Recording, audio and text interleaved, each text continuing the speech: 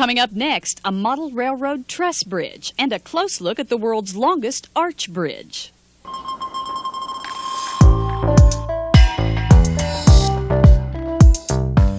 Hi, I'm Mike Lech, and welcome to Adventures in Scale Modeling. For nearly 100 years, this truss bridge provided a major transportation link across the New River Gorge, replacing this structure and turning a 30-minute or more drive into just 30 seconds as the world's longest single-arch steel bridge. Named for the gorge it traverses some 876 feet below. This engineering marvel is the design work of the Michael Baker Engineering Group. And later on in today's show, we're going to meet with C.V. Knudsen, the leader of the 15-member team who designed this awesome structure. Bridges have opened our world and our country to greater development and mobility. Therefore, it is important that we have a representation of a bridge in our transportation exhibit. Similar to this great structure, in that it has many parts and requires careful attention to alignment, is the model railroad truss bridge we're going to build today. So let's go to the museum and begin that construction. Our museum's transportation exhibit is making great progress, and we've developed our modeling skills and techniques in the process. The bridge we built today poses a new challenge, but master model builder Jim Kelly is downstairs in the workshop ready to share his expertise with us. Let's go and join him and begin building the bridge. Our model bridge is one of those projects we're going to have to pay close attention to alignment. Jim, what kind of progress are you making on the model bridge? Oh, it's going along real well, Mike, and we're through with these little girder pieces, and we're just about ready to start putting them together and make something that looks more like a bridge. Now, I see when I came down the steps, you're paying close attention to the instructions. Haven't you gone through them yet? Well, I was reviewing it again before I start making these truss sides because there are pieces here that look alike but are not alike, and I want to make sure that I Well, the instructions are pretty clear here. I can see that they show you a photograph of the bridge. Does that help you in the construction? Oh, that's the most helpful part of the instructions. That's great. Right. Listen, Jim, I also see that you have sitting down there what is that, a piece of paper with some drawings on it? Right. This is the template. This is the construction template, and we'll actually lay the pieces out on here and cut them and fit them and start building the bridge. Let me come around and get a closer look at that. Is that something that comes with the instruction sheet? Right, that comes with the instructions, and there's a lot of information on here that is not in the instructions that you also need. Okay, how do we do this? You have half of it taped down. What about the other half? Well, we'll just go ahead and tape the other half down. And what does this do for us? This just holds the template still so that while we're cutting and fitting, it isn't slipping and sliding around. Oh, I see, I see. Well, I'm anxious to start doing some kind of construction. What's our first step? Okay, the first thing we're going to do is take off a little wax paper. Now, what's this for? We're not doing any cooking here. No, but this will protect the template. Okay. Because we'll be gluing on here. So we have to tape this down also. Right. Now, wood and plastic don't stick together, and paper is basically made out of wood. But paper nowadays has a lot of chemicals in it and can have some kind of a plastic coating on it. And these things can be dissolved by the same solvents that we use on the plastic. I see. That's a very important tip. Here's something else that's around the household wax paper. I'm sure we have it there. We do cooking in our homes. We use it on our template. We protect the template, and it helps our parts not stick to the paper. Right. Very helpful tip, Jim. Now what do we do? Well, now let's do some cutting. Okay. Here's a piece that goes here. This is the end piece of the bridge. All right. And I've cut this end. You can see that I've cut that. Yeah, it is a little squared off there on the end there. And now I'm ready to make the other cut. Okay, there's a nice guideline right there to help me. What are you using? This is called a razor saw, and it's very aptly named because it's thin and sharp like a razor, but it has little teeth on it like a saw. Oh, okay. And it's very good for cutting Now, is there any trick to how you cut this? I would say the main trick is to draw slowly back on the saw a few times to make a nice starting cut. All right. Then once you've got started, then you can go on through. Now, I see you moving around there. Does it matter if we're now on the template or on the table? Or no, now that we've got our starting line cut, we can move off of the template because I have to use the template to make 4 of these sub-assemblies. Ah, okay. So I don't want to cut into the template and mess it up any more than I can help. So it's really cutting through there real nice for you. Yeah. The key here is to go gently and slow so that you don't tear these pieces apart that we've glued together. Yeah, I see you cut into the table, so you would have definitely cut into the template. Yeah, we would have damaged the paper a little bit. Okay, what are you doing now? Well, you can see that's a little rough, and we'll just smooth that up with this orange stick, which amounts to sandpaper glued to a wood stick. The emery board, a very inexpensive item. Right, and a very useful item to have in your workshop. Okay, now that that's set, what do we do next? Okay, let's lay it down, and looks like we did a... Yeah, you're following the template exactly. Good This job. helps in our alignment? Right. Okay. Now, I've already cut the piece that goes up here. Okay. That fits together nicely. We might adjust that just a little bit. Okay, so we're doing some final sanding here so that it aligns a little better. Because you saw we had a little bit of a crack there at the top. Okay. Maybe it'll fit together. That's a little better. Okay. All right. Now what are we going to do? Now... How do you keep those pieces still? Oh. Well, we have something even better than that. We have some You're going to tape it down. You grab for the tape there. Well, sometimes I do use tape, but this time I think I'll use these little pins, push pins. Little push pins. And we'll just push those in, and these will hold the pieces in alignment. Oh, very clever. Right. And these are very inexpensive also. Push pins are what? Maybe, 99 cents for a whole box of them? You probably get maybe about 100, 150 in a box for maybe 99 cents. In fact, you probably find a lot of them laying around the house. Right. All right, you got that tacked down there. Okay. Now, we'll cement that together. Okay, let's see what you're going to do with the cement now. Okay, plastic cement, liquid cement. And you can use a brush any size. One good tip is when you're gluing small things together, use a small brush. When you're gluing bigger things together, use a bigger brush. Oh, okay. This is sort of medium-sized things, so we're using sort of a medium-sized brush. All we have to do is just touch it, and that cement will flow in there, join those two pieces together. Okay, it is flowing in there. Right. That's great. Now, ideally, we'd want to leave that alone for quite a while and just allow it to set up. Half hour, 20 minutes? Right. Let it set before we go on. Okay, so what are we going to do now? Okay, well, while this is setting, let's let you have some practice with this razor saw. Oh, that sounds great. What do I do first? Well, we need a piece that goes down here, and you can... this template shows the top view of that piece. Okay. And you can work off of there. All right, so I just line it up to the template. Right. So on this end here. Right. Okay. Line these little lattice pieces up with the drawings of them. And I just give it a cut? Well, make that nice slow draw backwards to get it started. Okay. Okay, I did. Can I do that twice? Twice, 3 times, until you feel comfortable with it. Okay. Now you can move it over to the side and start cutting. All right. Let me move it over here and give it one. Now I just draw back and put a little bit more pressure on it? Well, you should be doing your cutting forward. I got it. There you go. All right. I went right into the table that time, Jim. That's a good thing you weren't on the template. Okay, now what do we do? Can we just glue these two parts together? Well, we're not quite ready. You'll notice here that it says that some of this lattice work has to be removed from the end there. All right, what do we do there? Well, a good tool for doing that is the hobby knife. All right, what are you going to do to it? We'll just cut 2 of those off, the way the directions say. Always move the knife away from you, because if it slips, then the knife will go through the air instead of cutting your fingers. That's very important to remember, because a modeling knife is very sharp. Extremely sharp, as sharp or even sharper than a razor blade. Okay, looking good, looking great. All right. Okay. Can I do the other side? Sure. Great, I want to give this a try, because I don't get much practice with the hobby knife. So I'm just going to take this and do a little bit like this. That takes it off really easily. This is very easy to do. Mm-hmm. And as long as it's going away from me, you say I'm doing a pretty safe job? I would say so. Okay, now are we ready to glue it again? Right, now we'll do some more gluing. Let's lay that down like that. Okay. Got it in there? Got it. All right, let me do the gluing. I love to glue. Let you do the gluing this time. And here's your brush. Right size brush? Right size brush. Okay, you hold those 2 pieces together and I'll lay some glue in there. Okay. Okay. One little See bit. how that flows right in there? Capillary action just draws it right in. Okay. There it goes again. And you don't need too much. If you put on a lot, it just takes that much longer for the piece to dry. Okay, that looks great, Jim. That's good. Now, how long does you say it should take to dry here? Well, ideally, we should wait 24 hours, really, before we try to move on. Well, what's this finally going to look like when we're finally done here? Well, it just so happens I have a finished one over here. Well, let's see what it looks like.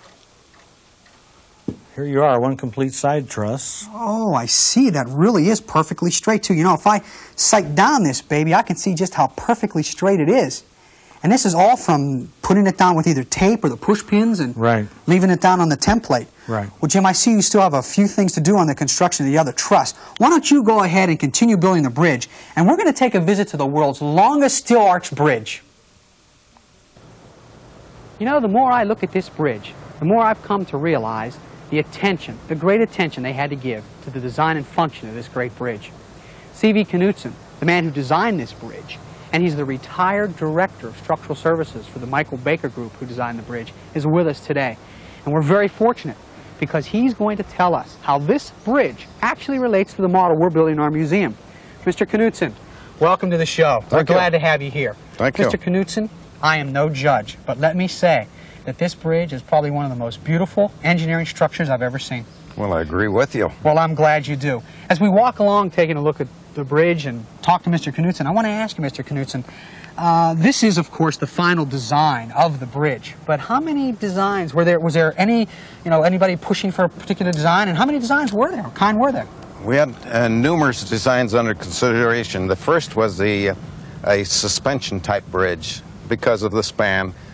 As we got further into our study, we looked into a deck truss, a jackknife truss, and eventually we all decided that the arch was the most fitting structure. And of course, you're happy with this design. Oh, very much so. Oh, that's great.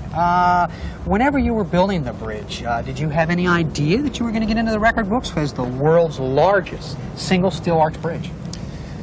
After we had decided on the span, then we realized that it was going to be longer than any arch before, and there are only two that compare with it, and that's the Bayonne Bridge in New Jersey and the Sydney Harbour Bridge in Australia. Well, that is some accomplishment.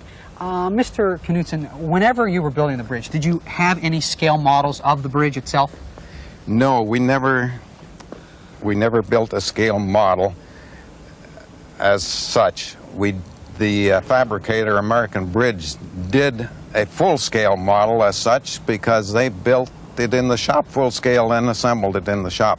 So they built the bridge, a full-scale model, and then disassembled and brought it to the site? That's right, piece by piece. My goodness, how's that for a full-scale model? Mr. Knutson, the bridge itself, my question is the importance of the model. If you had the time, the money, and the manpower, would you indeed have had a model of the bridge? And how important is that model to this bridge, and any bridge? Looking back, I would have been real pleased if there had been a model of this particular bridge. When you get into a unique type structure like this, I think it would be smart probably to allocate money for a model. We probably could have saved the money that would have been spent for a model in the contract cost for the bridge, in that a contractor would know better what he's bidding on, and also during construction it would be a real help for the construction people. Keep that in mind, modelers, because someday you may be called upon to build an actual scale model of a bridge such as the New River Gorge, and it's going to be very important. This is a good question. Kind of funny, though, because of the bridge standing here by us. This bridge is in total perfect alignment, isn't it? Right, it's exactly. And we were talking earlier when they cut the steel. Would you explain to me the nth degree for me? Each particular piece was cut to its approximate length by either flame cut or saw cut, and then it was milled to a geometrically computed length and milled to the exact dimension within 1/100th of an inch. Keep in mind, modelers, this is very important because we're going to be aligning our bridge back to the museum. And that is the tip you want to explain to us. How will that relate, the New River Gorge Bridge, how does that relate to our alignment of the model back at the museum? If you want to have a scale model and scale, it must be the scale to get a attractive, good model. Must be in perfect alignment. Certainly. Well, we're going to get back to that bridge back at the museum very shortly. But in the meantime, I want to thank Mr. Knutson for being with me today, talking about his bridge, and we're going to be talking about our bridge a little later. In the meantime, let's go look at your bridge. Thank you. Now that we see how important alignment is to bridges, let's see how Jim's making out with the model bridge. Jim, what's going on? Well, it's going really well, Mike. Now I'm putting the deck part of the bridge together. That's the part where the track will go and the trains will actually go across on the bridge. What do you have that steel ruler down there for? Well, that holds everything in alignment. Come around here and take a look. I think I will. This is an interesting technique you're using here. What's this doing? Squaring it up or aligning it up? This holds everything square and straight. I just butt these pieces against the rule. Okay. And then we're ready to cement on another piece here. And because the steel ruler is a straight edge, it will make it more square than just any other ruler might be. Like a wooden ruler or a piece of wood. Right. Well, the steel rule is never going to warp with moisture or temperature or anything like that. Okay, now you're going to glue that there with just a regular old liquid cement. Good old liquid cement and the brush technique. Capillary action draws the cement right down into the joint. It's a good idea on joints like this to do the gluing to the inside, so that any excess cement won't mar the surface of the bridge that you're able to see. Ah, that's a good point. Now, when are you going to tape that down? Why don't you hold it just like this, and I'll show you. All right, let me give you a hand. Okay, I'm holding it. Okay, you're holding it. Now, I'll use some masking tape. All right. And tape it. Once I've done that, you won't have to hold it anymore because the masking tape will take over and hold it. Oh, okay. All right, it is pretty snug down there. Right. Can I give it a try? Sure. All right. Now, it doesn't matter, I guess, the length of tape. You just rip it off here, as long as it goes over top. Sure. Okay, and I can just take it down and tape this side down here. Should I hold this against here first? Yeah, make sure you're touching against the ruler. Okay, I am. Okay. And just put it down. Right. All right, I see you have another piece. Can I try my hand at gluing it too? Sure, help yourself. I'll even hold it for you and help, all right, help great. you line it up. Okay, you line it up for me, and I'm going to put some glue down in there. Now, you're saying put the glue on the inside first? Put the glue on the inside, let it run in, and it won't show. Okay. Put it on both sides. I put a little bit more in here. Right. I'm going to put a little bit more on this side. Well, first application, I should say. A little more. Okay. The key here is just to use enough of glue, you think? Just enough glue to get the surfaces good and wet so the solvent can go to work. Okay, I'm going to tape it down now. Get a little piece of tape here. Right. This really does make it nice and square for us. Right. You know, masking tape's one of the handiest tools you can have in your workshop, and you don't even think of it as a tool. You know, you're right. Masking tape couldn't be more than, what, 59 cents a roll somewhere, and you get a whole big roll of it, and you put it down, and usually it's just laying around the house. Right, you usually have some. And you really make this look really easy. And, of course, this technique with the steel rule really does make it easy. Well, you know, it is easy. As long as you take your time and be patient, wait for the glue to set. I made a boo-boo with the tape there. Let me grab another piece here. Because we don't have to waste it, but we certainly don't have to worry about having broken pieces of tape. No, masking tape's not something you have to worry too much about. Okay. All right. All right. Now I got this down here. Now it's starting to really look like a bridge now. It's one big long piece. Right. Man, that's really nice. Yeah. And, you know, that should sit overnight and get good and dried before we work with it anymore. And we don't want to take the time to do that now. I've got another deck already put together. Let me show that to you. Okay, bring it over here. Let's look it over. Here it is. That's what the finished deck looks like, huh? Right. And here are the railroad ties, and we're already to start putting rail on there. Now, I see that the bridge also has some back bracing, too. Does that help in the alignment of the bridge? Oh, yes, it certainly does, and it keeps it nice and straight. You know, in bridge construction, everything comes down to triangles, and diagonal braces are found everywhere, and here we have them again. Keeps everything rigid and Oh, square. I see what you're saying. Okay, this looks really great. Okay, let's move on. What do we do next? Okay, next. What about those trusses we had earlier? Right, I've got the trusses put together, and I've started to build the upper part of the bridge. Okay, now how did you get that so square? Well, I'm glad you asked, because we do that with simple blocks of wood that you probably already have around your house. Well, let's see what you have. Pieces of 2x4. Pieces of 2x4. If you ever build a picnic table or a sawhorse or anything, you've got some of these left over. Let me see one of those. This is really just a regular piece of 2x4 here. I'm sure you have this laying around the house. Look in your garage. Go to a lumber yard. Sometimes your next trip to the lumber yard, go in and say, hey, you cut off an 8-foot piece of lumber. Somebody left a piece of scrap. Pick it up. Makes a great-looking vise or what is this, a block? Or what is this technique called? I would just call it block vicing, using blocks as a vise. So it keeps it square for us. Right. Right Holds here. it all in alignment. Move that out of the way here. What's our next step? Okay. We've already installed a couple of these braces, but let's go ahead and put in another one. We have one of those right up here. All right. It fits right in there. Now, as you're putting that in, I want to ask you a question. Why would someone want to build a bridge like this? Well, I can think of a lot of reasons. Model railroaders, most of them would love to have a bridge like this because there's nothing prettier in model railroading than a train rolling across a bridge, particularly a spindly open bridge like this with lots of webbing and lattice work. Other modelers, it adds an element of romance to their modeling. If you had any kind of a, say, World War II vintage model, a bridge like this in the background would help establish the period and add interest to the scene. Yeah, I see what you're think saying. Lots of ways to use a nice model like this. So we really don't even have to use this on a model railroad. No, not at all. You know, but while we're on that subject, and as we continue to build here, I want to ask you the next question. Will a train go across this bridge and be supported by it? Oh, it certainly will, no problem. In fact, if this bridge were blown up 87 times so that it were the size of a real bridge, it might even be stronger than a real bridge. That's something to keep in mind here. We're building an actual real bridge almost. And we're building it the exact same way that a real bridge is built, so it has to be strong. Wow. You know, I see you're really using a lot of this tape in here. Man, well, we can't stress this tip enough. You've got to have masking tape around the workshop. We're using it everywhere. Okay, what's your next step? Okay, next, more diagonal braces, more triangles. We have some that go right in here. These two pieces. Let me give it a try. What do we do here? Well, these are made so that one piece inserts into the other and then twist.